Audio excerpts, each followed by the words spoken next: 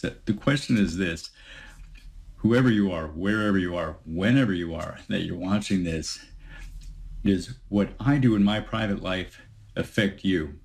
And the reverse of that, does what you do affect me? And the answer we know from our faith is a resounding yes.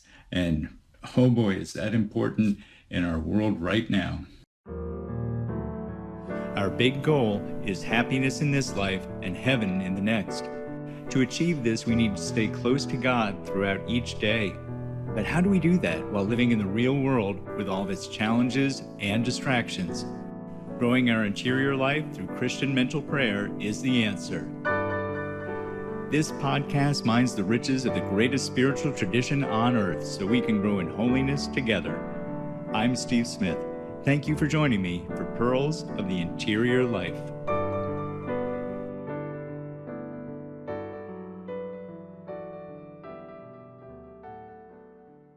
Thank you for tuning into this episode of Pearls of the Interior Life. Thank you for making this time for the Lord. Our topic today is spiritual interconnectedness. And, here we are. The world is literally melting down around us.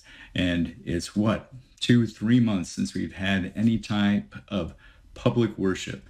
And we have every reason to believe that these two things are connected, that it's not just coincidence, that there is actually a causal relationship between the two. So why should we think that? Well, here's some perspectives. First, just about everyone has that innate sense, that instinct that there is a greater connectedness amongst us than just our physical reactions and relations that we have with one another. If you just go ahead and Google something like spiritual connectedness, you're going to find all sorts of things there. If finding a soulmate, finding a spirit animal, certainly in this day and age, our spiritual connectedness to the environment and ecological connectedness. And like a lot of that goes very far down the road of new agey, pretty hokey spirituality. But at the heart of it, though, is always that instinct. We have that echo that we have in us of authentic spirituality. Just like most people just have that innate instinct that there is a God, that there's a greater reality. Even if they're resistant to religion, they still have that sense of a greater spirituality. Well, they have that sense that greater spirituality interconnects us. And again, science is even starting to reflect this as well, of recognizing that the models of human consciousness is just being these very individualistic experiences of reality are not accurate. There's something greater than that at play. So there you have just kind of our baseline experience in the world. It tells us that there's some greater connectedness. And two, if we just look at it at the level of the practices of our faith, it's a poorly kept secret that John Paul II had an army of nuns, cloistered nuns, that were his secret weapon in combating the evils of communist Russia. And so what does the one have to do with another? These women, many of them probably half a world away, praying. They're in isolation. They're not in Russia. They're not evangelizing people. They're not having high diplomatic relations with anyone. What did the one have to do with the other?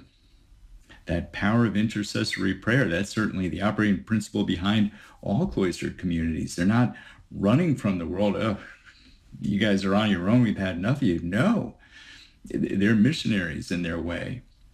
They're probably the main thing keeping our world from becoming totally unglued. It is through their sacrifice of self and their intercessory prayer. That is what is a tremendous source of grace in the world.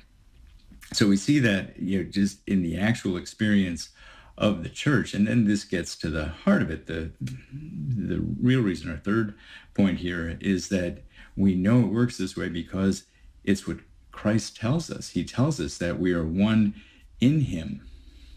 Certainly there are those words to Saul, Saul, why are you persecuting me?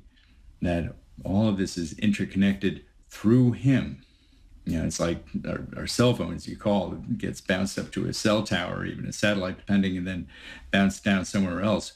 Well, we are connected through Christ to one another. And this is reflected in the many teachings of St. Paul then on the body of Christ. In particular, there's this: if one member suffers, all suffer together. If one member is honored, all rejoice together. And this is how the church interprets this. This is from the Catechism 953. In this solidarity with all men, the least of our acts done in charity redounds to the profit of all. Every sin harms this communion.